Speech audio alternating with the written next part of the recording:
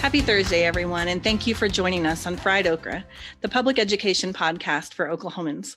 I'm Carrie Coppernoll Jacobs with the Oklahoma Education Association. And I'm Alicia Priest, president of the OEA. Fried Okra is a weekly podcast where we get together to talk about public education issues in Oklahoma. Today is a special edition of the podcast, but we hope you'll join us every Friday as we normally post. So we're joined today. We want to say thank you so much to Oklahoma Teacher of the Year, Jena Nelson, for joining us. How are you? Oh, I'm doing great. How are you guys doing today? Good. Pretty good. A lot of good things going on. We have quite a few things to cover. We are going to first, let's take a look at the State Board of Education meeting today. Alicia, can you give us a recap of what was decided? Absolutely. So Catherine Bishop, our OEA Vice President, attends all the State Board of Education meetings and listens in, and by attends, they've been virtual. So and so today we had some really good news coming out of the State Board action. Not the least of those is that the teacher leader effectiveness, your evaluation system, districts can apply for a waiver to be exempt from the qualitative portion of the TLE due to the burden placed on teachers due to COVID-19 for the 2021 year. Now, that's the qualitative part. The PL focus, the professional learning focus, is still in place. So there are parts that have been removed and parts that'll still stay in place, but your district will have to apply for a waiver to do that. Also, the A through F report card, get ready with clapping hands and cheering. The A through F report card will be suspended for the 2021 year. So that is fantastic news. The state assessments are still going to be given in the spring for districts. And the reason for that, according to the State Department, is that they want to go ahead and give those tests to help identify gaps where additional resources will be needed. So they've decoupled it from the A through F report card. It's not going to be, come into any play in that. It will only be used for districts for identification of areas where we need to go back and do reteaching and things that assessments are really made for, right? So they've also suspended the requirement of instruction of CPR for students to graduate in 2021. So those are the overall big happenings at the State Board of Education today. So let's zoom in on A to F and state assessments. Gina, as a career educator, how do you feel about that? Well, I think that, we are in the middle of a pandemic. And I think that it's going to take a lot of pressure off of our teachers, our schools, and our administrators. When we take that element out of the assessments, when we're talking about the qualitative, it's going to help because right now our administrators are stretched so thin. Mm-hmm. A lot of our administrators are actually doing the contact tracing for COVID-19. Yes. And so it's becoming very difficult for them to actually get into the classrooms and see what's going on. And also, looking at all of the breakdown that's on an evaluation, some of those things you cannot see when you are doing virtual teaching, whether it be groupings or things like that. So I think, this is just good old common sense. And this is what I like to see happening right now, because really and truly, we have to all work together. We've got to be flexible. We are asking our parents and our students to be flexible.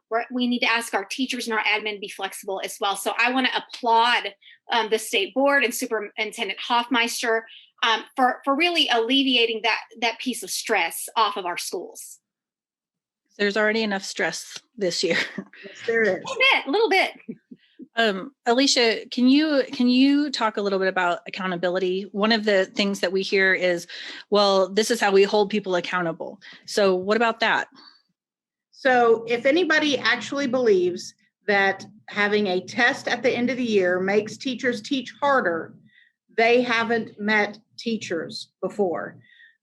So while educators use these these assessments to help drive their instruction, maybe looking for trends over years of pieces of standards that they may not have hit as hard as they needed to. Mm-hmm.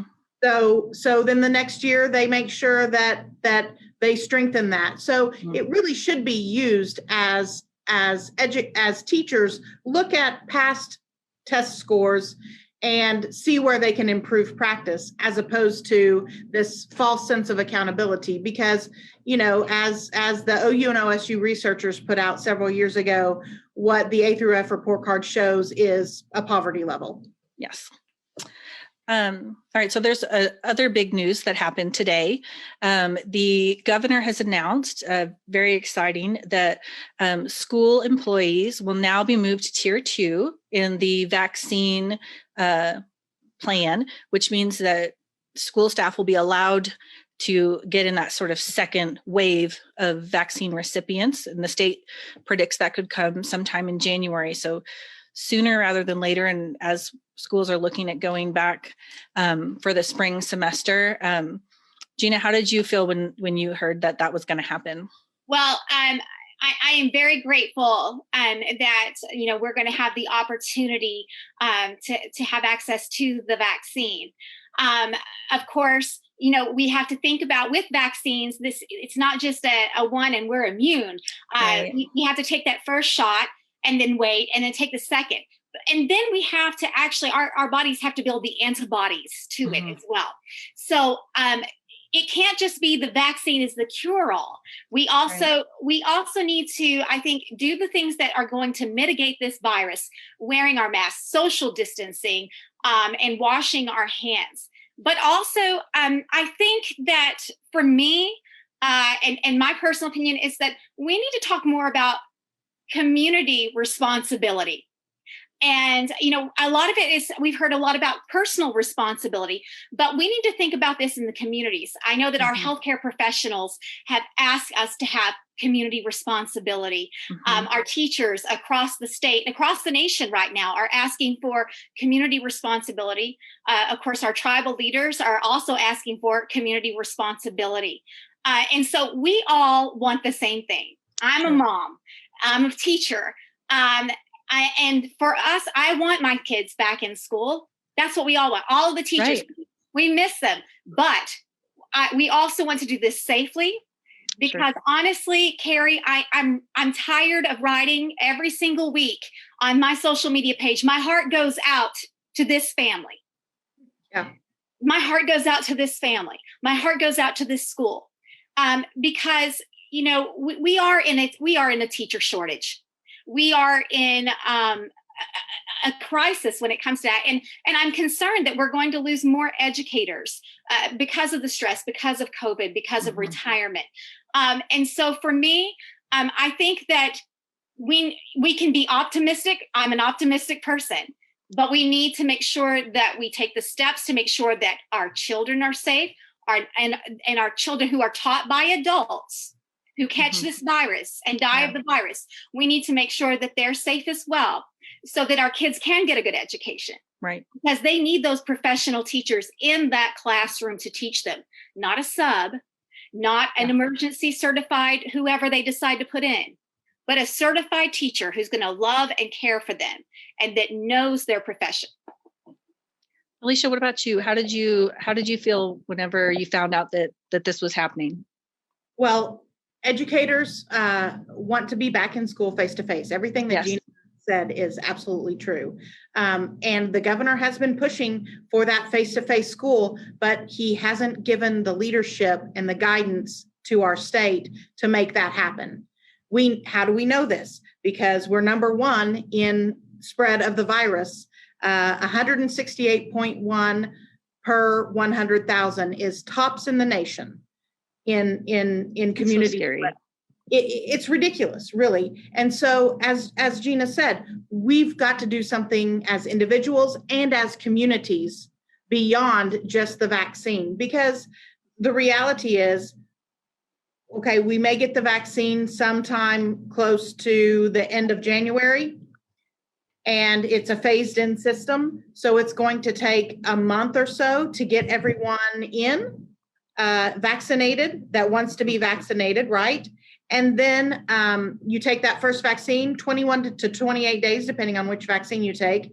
You take the second vaccine, and then a couple of weeks after that, you've built up those antibodies that make you more immune to that 90 to 95%. So we're still going to need a holistic approach to mitigating the spread of the virus. Yes. Vaccination, mask wearing, social distance, good ventilation, hand washing, all of those are key. So that was great news that came from the governor today. And I know that there are many education employees who are really excited, and school leaders and parents and families. But there was something that was pretty surprising this week and frustrating from the governor's office. The governor released a video in which OEA was blamed for what's happening right now. And OEA is not a single person. It is teachers and bus drivers and cafeteria workers and all of the people that make school happen every day across the state. And I wanted to get both of your reaction to that. Alicia, will you go first? When you hear that blame assigned to OEA, how do you respond to that? First of all, it's good that we're doing this, almost 24 hours after I saw the video, because I was just incensed. It is ridiculous. First of all, to the number of fallacies in that commercial for school choice is what I'm going to call it, that have to be corrected. Not the least of these is the fact that they said that schools were not feeding students, and specifically denoted homeless students. Now, that is absolutely not true. Yeah. That is proven over and over again. Schools, cafeteria workers are going above and beyond to make. They have been since March. They have been not just having meals at the school that people can drive by and get, but going out into communities, getting on buses and doing drop-offs at all the bus route stops. I mean, it just goes, the list of what's gone on in schools goes on and on and on in how schools have stepped up to make sure that our students are being fed a nutritious meal and are still learning in a virtual or blended or face-to-face way. And it takes not just teachers, but support professionals to make that happen. And we're all on the front line in that. And you're right, OEA isn't this building that I'm sitting in. I am not the OEA. I speak for 30,000 future educators, current educators, and retired educators. You know, OEA is your second grade teacher. OEA is that special education teacher that is taking care of kids who are medically fragile. OEA is that bus driver that is picking your kids up safely in the morning and dropping your kids off safely in the evening. It's that maintenance worker that is that's working on technology issues. It is Jena Nelson, our state teacher of the year. We are the OEA, and by golly, you know, you can blame me for a lot of things because, as anyone else, I am imperfect, but our members have stepped up and gone above and beyond any expectation to make sure that school is happening for kids every single day. Gina, how about you? Well, I am a mom too, and I have a lot of concerns as well. But I think that blaming any one entity right now, it is not productive. Yeah. It's not going to help us.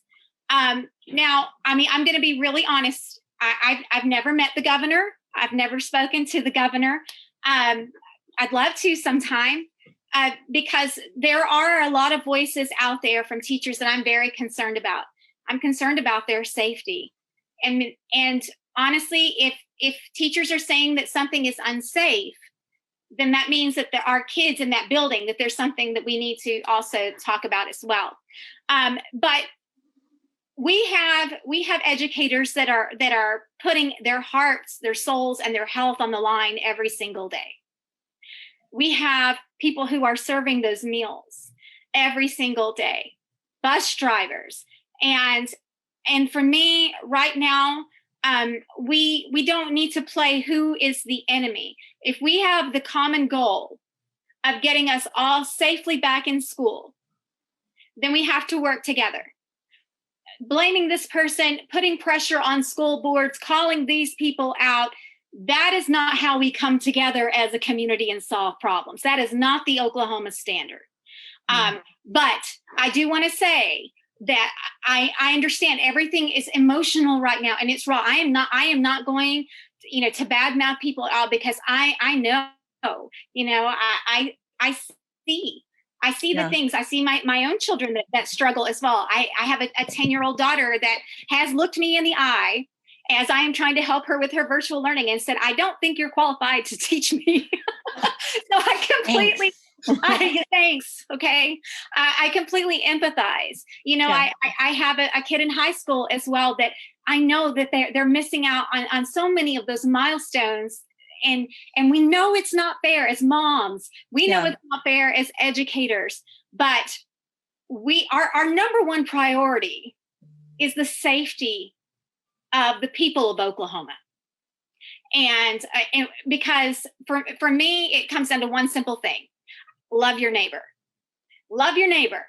And I'm going to love all my neighbors, whether they get mad at me because, I believe, we got to take care of safety. We got to take care of children, and that's okay. You don't have to, because I'm going to love you back. And this is all about that for me. And so that's the lens I'm looking at it from. So, hopefully now, that we have some, the hope with the vaccine, and more guidance and more knowledge as we learn about the virus and we understand it, that we can stop pointing fingers and really do things that are going to take care of each other. Gina, there was something that you mentioned that got me thinking about how it's interesting that people, I think, sometimes forget that educators, healthcare workers, all these different groups, we're all part of the same community. Everybody's, lost people. They know people that have got COVID. And there are parents who are educators who are seeing they're trying to teach full time and also teach their kids full time. They're going through those same struggles too. Like, educators and support professionals aren't immune to all of the consequences of the pandemic. Everybody's living that also, and our kids will remind us that we're not qualified. We know. and I'm not. My 17-year-old in all AP classes, and I stopped being able to help her with her math in 4th grade. So I mean, there is that. But you're right. This pandemic has been hard on students. It's been hard on parents. It's been hard on educators. And it is going to take all of us working together. Yes. To mitigate the spread. And we need leaders who will not pick fights and not place blame, right, but will reach out and listen to all stakeholders and give value in what we're saying. We need help in our community. We need help with a mask mandate. We needed help and have gratefully received help on putting us up in another tier of that vaccination. And we need leaders who aren't just about the soundbite of opening up schools. Yeah. Because all of us want to open up schools. Yes. So we have to do it safely.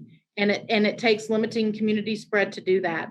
And that's the way that we'll be able to open schools and keep them open and not have this back and forth. Yeah. It's going to take. Yes. Hear, hear. Well, thank you so much, Gina, for joining us today. And thank you to everyone who's watching and listening today to this special edition of Fried Okra, the public education podcast for Oklahomans. I'm Carrie Coppernoll Jacobs with the Oklahoma Education Association. And I'm Alicia Priest, president of the OEA. Please remember to subscribe, rate, and review Fried Okra on Apple Podcasts. You can also contact us at friedokrapodcast@gmail.com. We hope you'll join us again on our usual Fridays. Until then, keep fighting the good fight for public education.